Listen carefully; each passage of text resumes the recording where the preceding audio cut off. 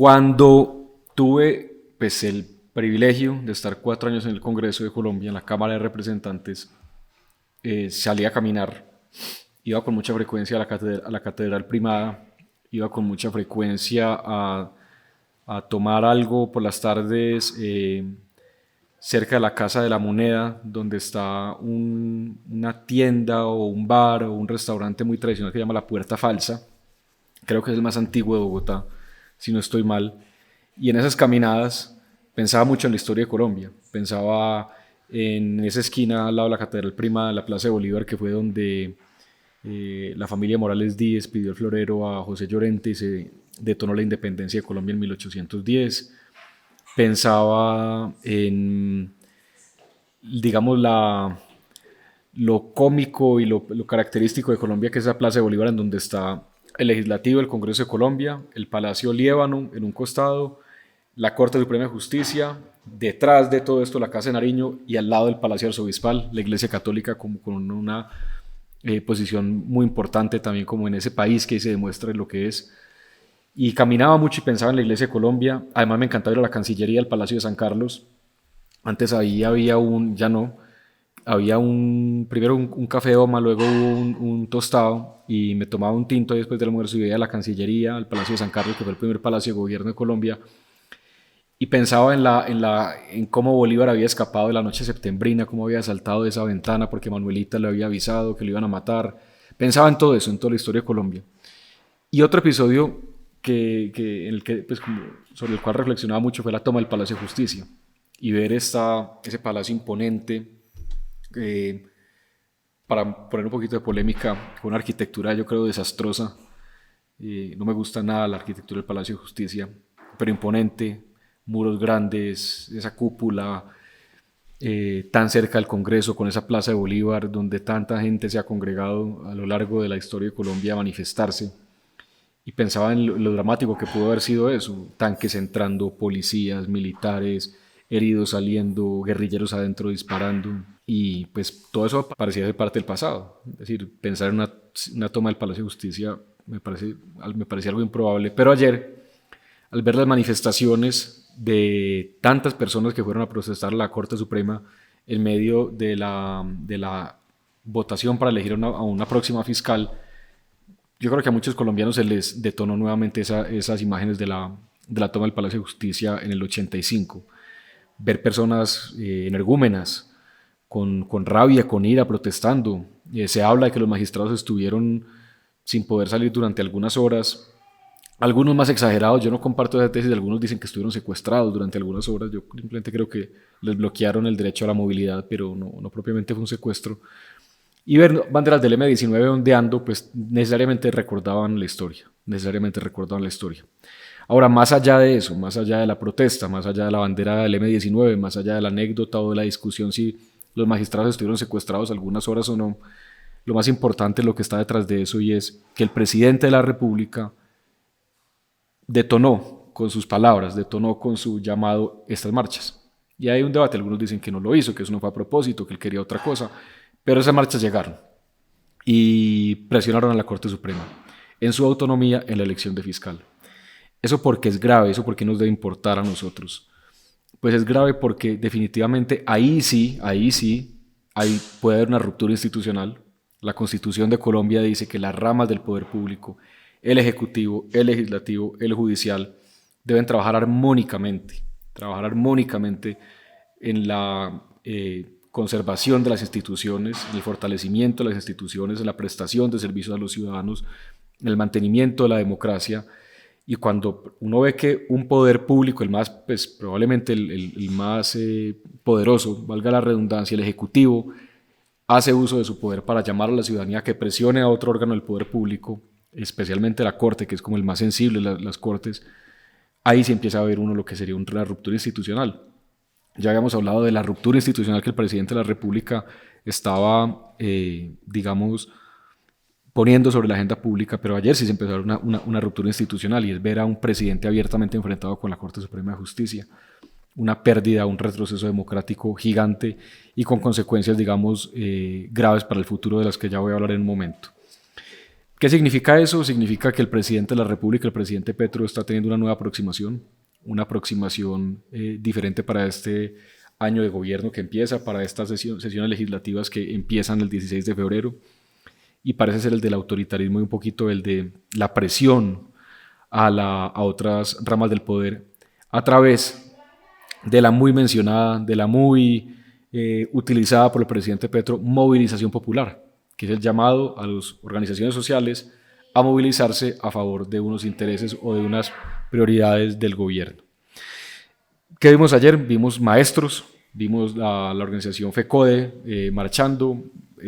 organizaciones estudiantiles, organizaciones sindicales, las tradicionales, las mismas organizaciones de siempre convocadas por el presidente de la República,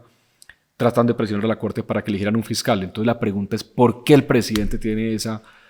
obsesión, ese interés tan marcado en que se elija un fiscal, una próxima fiscal? Que el presidente, para quienes no saben, el presidente conforma una terna, es decir, 3 personas de perfiles, ojalá de las mejores calidades judiciales, le manda esa terna a la Corte y le dice a la Corte Suprema, escoja esa terna. La historia de Colombia ha demostrado cómo ha habido presidentes a los cuales la Corte se ha demorado mucho en elegir fiscal, como en el caso del presidente Uribe, y otros presidentes que han tenido, digamos, una elección por parte de la Corte mucho más rápida, mucho más ágil, pero así funciona el sistema. Entonces el presidente Petro ha enviado una terna de 3 mujeres a la Corte para que elija una fiscal de ahí, y el fiscal actual, Francisco Barbosa, al cual le quedan, si no estoy mal, 3 días, el 12 de febrero, entiendo que deja su cargo, me puedo estar equivocando con esa fecha, pero pronto deja su cargo, es cuestión de días, la Corte de elegir un nuevo fiscal. Pero parece que la Corte no ha decidido en quién elegir, y el presidente está empeñado en que se elija rápido fiscal. Vamos al grano, ¿por qué está empeñado? Principalmente por el proceso judicial en contra de su hijo, Nicolás Petro, que tiene acusaciones de haber recibido dineros del narcotráfico, no recuerdo exactamente cómo se llama el delito, para financiar la campaña presidencial. Si esto se llegara a demostrar, si la Fiscalía llegara a demostrar que esto ocurrió de esa manera y que los dineros que entraron no únicamente fueron ilegales, sino que incidieron en el resultado de la victoria del presidente, el presidente quedaría con una altísima ilegitimidad en su mandato. ¿Y esa ilegitimidad en qué se traduce? Se traduce en que tiene menos gobernabilidad para sacar adelante reformas, para hablarle al pueblo colombiano, para sacar adelante proyectos, para ejecutar lo que ha prometido en el Plan Nacional de Desarrollo, pero además queda con una imagen internacional muy deteriorada. Entonces, de ahí, digamos, la gravedad del caso que la próxima fiscal va a tener con Nicolás Petro, y también involucra a otra persona clave, digamos, en el círculo del poder del presidente, que es al presidente de Ecopetrol, quien fue el gerente de la campaña del presidente, que era quien recibía recursos, quien destinaba recursos y quien debía hacer, digamos, una veeduría rigurosa de que los recursos fueran lícitos, que entraban en la campaña fueran lícitos y que fueran empleados acorde a las normas electorales del país. Entonces, si la Fiscalía continúa estos procesos, encuentra que Nicolás Petro lo acusa, si encuentra que Ricardo Roa también fue culpable o omitió o no manejó debidamente el ingreso de dineros de la campaña, el presidente quedaría con una altísima ilegitimidad. Probablemente, me atrevería a decir, muy bueno esto para la conversación, probablemente más alta que la de Ernesto Samper en los 90, el presidente Samper, a quien, digamos, para quienes no recuerden, pero yo también estaba muy joven, obviamente, muy chiquito, ni siquiera joven, muy niño cuando eso,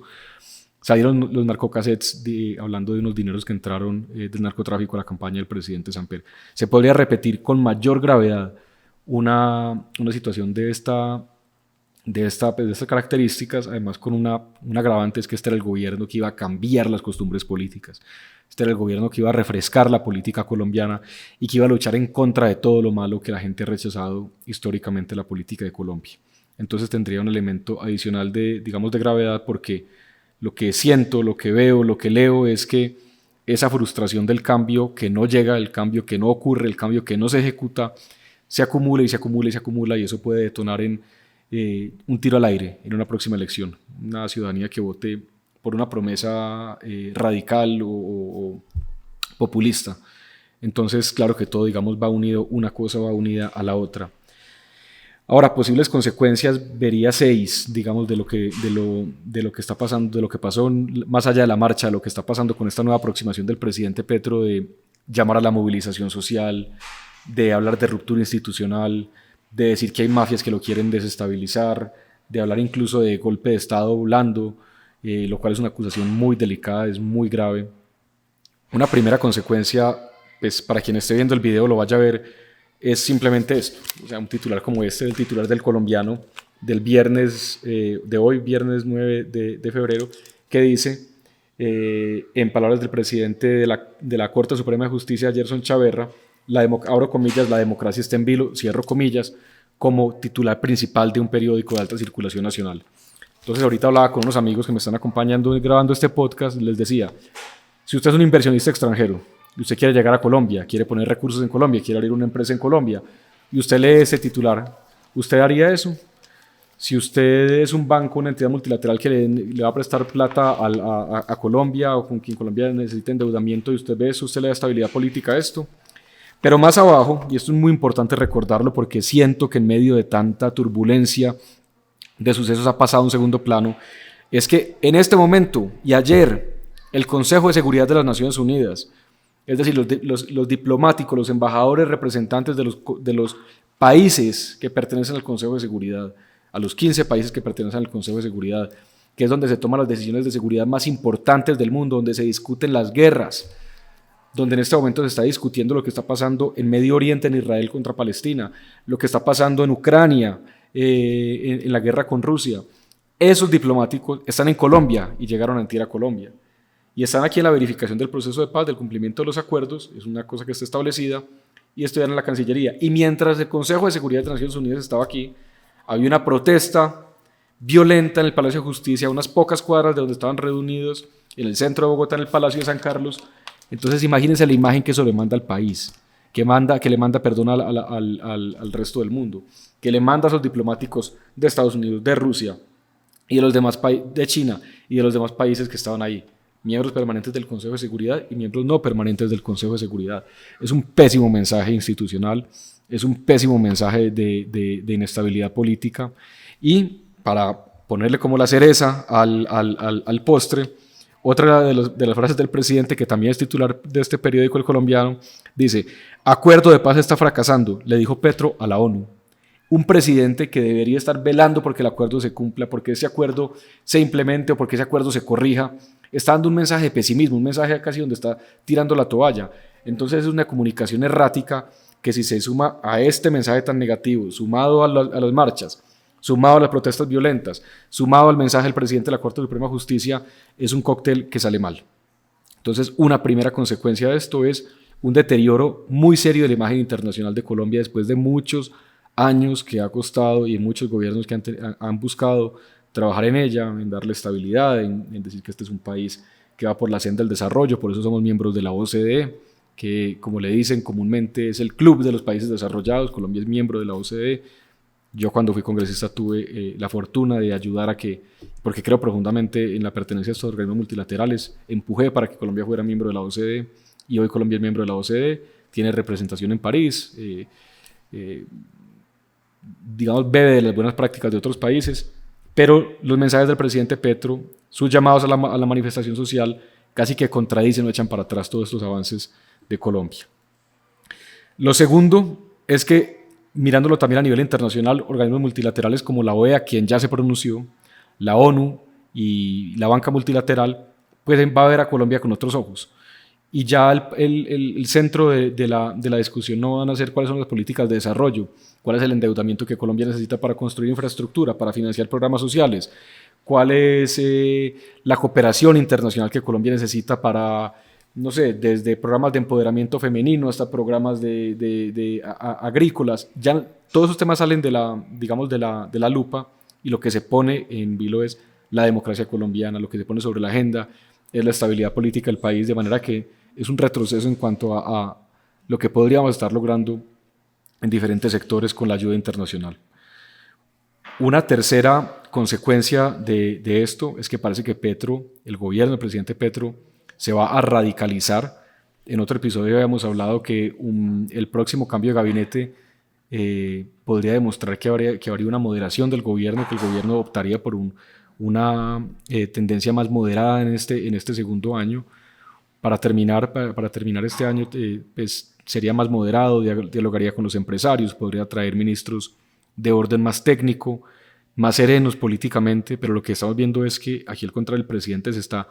radicalizando y esto está precalentando más rápidamente aún la campaña presidencial del 2026, porque ya hay reacciones políticas fuertes de otros sectores, porque ya hay candidatos y candidatas que empiezan a salir con mayor fuerza y esto podría acelerar la campaña presidencial, creo que ya se está viendo. Otro punto que noto con esto es que vamos viendo que en la medida que el presidente Petro se siente acorralado por su falta de resultados en ejecución presupuestal, en ejecución de políticas públicas, en ejecución de cumplimiento de promesas de campaña, en la medida que más escándalos le salen al presidente de la República, que más deteriora su imagen en las encuestas de opinión, pues él utiliza el viejo truco de llevar su posición al terreno donde más le sirve, que es el de la política, que es el de los discursos, que es el de la movilización, así como lo hizo cuando era alcalde de Bogotá. Y esto es triste y es negativo porque vamos a ver menos gobierno, menos ejecución y más política, más discursos, más movilizaciones, más llamados a la protesta. Y por lo tanto eso paraliza el país y también de alguna manera paraliza, o más que paraliza, desacelera el nivel con el que el gobierno debería estar llevando resultados y generando resultados en materia de desarrollo para Colombia. Parece que el gobierno no se va a moderar en un próximo cambio de gabinete, parece que el gobierno insistirá en ministros de orden más ideológico, ministros políticos, más que ministros técnicos que se encarguen de ejecutar, y eso también pues siento que pone el país en un grado de estancamiento y de mayor polarización, que es una palabra muy utilizada, pero pues es real. Y eventualmente esto podría afectar desde el precio del dólar, la salida de capitales, la salida de inversión, al ver que hay un ambiente sociopolítico inestable. Con cierta frecuencia reviso las encuestas y los estudios de Fedesarrollo y uno de los factores de mayor importancia, el de mayor importancia de hecho para la inversión extranjera en Colombia, es el de la estabilidad sociopolítica. Entonces, estamos viendo muy poca estabilidad sociopolítica con futuros efectos económicos, esperemos que no, y con un gobierno que tiende a radicalizarse, a buscar una aproximación mucho más autocrática que una del diálogo, y por lo tanto un país que no va al ritmo esperado de desarrollo. Un país que debería crecer económicamente a ciertos grados no lo va a alcanzar, un país que debería estar implementando infraestructura, política social nueva, fortaleciéndola. Vemos que también habrá un estancamiento en este sentido y que vamos a entrar en un año de muchísimo debate político. Esperemos y espero de todo corazón que lo que el presidente está haciendo se quede en discursos, que no veamos manifestaciones, que no veamos violencia en las calles, que no veamos más presiones a la Corte Suprema de Justicia, ni al Congreso tampoco, porque ojalá no se cumpla, pero bajo este camino que el presidente está recorriendo, no es raro que la próxima movilización sea en contra del Congreso cuando vaya a aprobar sus reformas. Recuerden que tenemos la reforma a la salud, la reforma laboral, la reforma pensional, la reforma a los servicios públicos, la reforma a la educación, la reforma a la justicia, 6 reformas en la agenda legislativa del Congreso, y en la medida que el Congreso empieza a hacer control político, empieza a ser crítico, pues el presidente Petro, en vez de optar por mayor diálogo, por búsqueda de consensos, podría optar es por movilice grupos sociales y presione al Congreso en la Plaza de Bolívar, la plaza por la que tanto he caminado y les decía hace un rato que tanto había pensado y que hoy empiezo a ver escenas del pasado que se empiezan a repetir tristemente. Finalmente, la gobernabilidad, que es un asunto del que hablamos mucho, es decir, la capacidad del presidente de llevar sus intenciones y discurso a la realidad. El presidente Gaviria del Partido Liberal, jefe del Partido Liberal, ayer salió con un pronunciamiento muy crítico donde incluso cuestionaba la salud mental del presidente de la República, de manera muy dura. Si esto realmente se traduce en acciones políticas concretas, el Partido Liberal podría declararse como partido de oposición, dañando la coalición de gobierno definitivamente, dejando al presidente de la República, al presidente Petro, en unas condiciones de gobernabilidad muy críticas y por lo tanto con una posibilidad de aprobación de reformas muy débil. Vamos a ver si estos discursos del presidente Gaviria y del Partido Liberal se traducen en decisiones políticas de independencia o de oposición a nivel legislativo. pero lo cierto es que el presidente sí está perdiendo más gobernabilidad con lo que está ocurriendo y por lo tanto podría tomar medidas más autoritarias y eso sería nuevamente un retroceso para la democracia, para el desarrollo de Colombia. Y el libro que quisiera recomendar para cerrar este episodio, hoy que hablamos de marchas, que hablamos de historia de Colombia, que hablamos de autoritarismo, de cortes, se llama El mundo de ayer, de Stefan Zweig, que es probablemente mi escritor o uno de mis escritores favoritos, el austriaco Stefan Zweig. Y El mundo de ayer es un libro que creo que es muy bueno, es un libro con un contenido político importante, porque como lo indica el nombre, Zweig muestra el mundo antes de la Primera Guerra Mundial, lo que él denomina el mundo de la seguridad, el mundo de la estabilidad, el mundo de las costumbres más conservadoras, donde no hay mayores cambios en la sociedad, donde la gente tiene una esperanza del futuro y se cumple, y luego el mundo después de la Primera Guerra Mundial, que es un mundo inestable, impredecible, de inmensos cambios sociales, de inmenso dolor, y cómo eso tuvo, digamos, como todavía en el siglo XXI esto sigue teniendo consecuencias. Es un gran libro, lo recomiendo. Y lo que más me gustó, o lo que más me llamó la atención del libro, es cómo expone que las primeras medidas de Hitler y de los nazis en contra de los judíos fueron medidas casi imperceptibles o muy sencillas y que fueron escalando rápidamente. Me acuerdo de una. Le impidieron a los judíos sentarse en las bancas de los parques. Esas fueron las primeras medidas que el régimen nacionalsocialista tomó. Y esto me ha llevado a pensar, quiero escribir sobre esto en la próxima columna del Colombiano, que uno tiene que tener mucho cuidado con las pequeñas medidas autoritarias, con las pequeñas, minúsculas, las que uno cree que no son graves, porque cuando hay un autoritario en el poder, esto escala rápidamente a grandes medidas. No quiero estirar demasiado el argumento y hacer un paralelo con el régimen nazi, que fue un horror histórico, con algo que está ocurriendo localmente, pero sí creo que es bueno mirar los discursos, mirar las pequeñas decisiones que pueden ser autoritarias y que pueden detonar en mayores movimientos o decisiones autoritarias y poco democráticas en un país. Entonces espero que lean a Stefan Zweig, un gran autor, lo he disfrutado, he leído muchos libros, quiero leer más de él y podemos comentar esto por donde sea que nos encontremos en redes sociales. Entonces nos vemos en el próximo podcast y gracias.